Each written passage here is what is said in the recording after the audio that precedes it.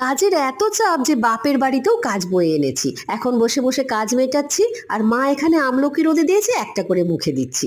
দুপুরবেলা ভাত বেড়ে মা আমাকে ডাক দিল। এই ডাক শোনার সৌভাগ্য তো এখন খুব কমই হয়, তাই একটুও দেরি না করে চলে এসেছি।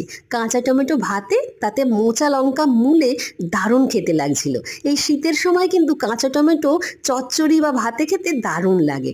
তারপরে খাচ্ছি মায়ের হাতের সাদা মাটা বাঁধাকপি দিয়ে। সত্যিই মা বাঁধাকপিটা খুব সিম্পলভাবে বানায়, কিন্তু খেতে লাগে অসাধারণ। জানি না কি করে হয়। তারপরে খাচ্ছি মাংস দিয়ে। মাংসের ঝোলটা মাখিয়ে একটু লেবু চিপে তার মধ্যে মাংস দিয়ে খেতে দারুণ লাগছিল। ভাই, মা আর আমি বসে বসে এখন খাচ্ছি আর গল্প করছি। বাবুর আর বাপির আগে খাওয়া হয়ে গেছে। খাওয়া দাওয়ার শেষে হাত ধুয়ে এসে এখন আমরা মিষ্টির প্যাকেট নিয়ে বসেছি। ভাবলাম যে ভাত খেতে বসে আর মিষ্টি খাবো না, হাত ধুয়ে এসে বসে জমিয়ে খাবো।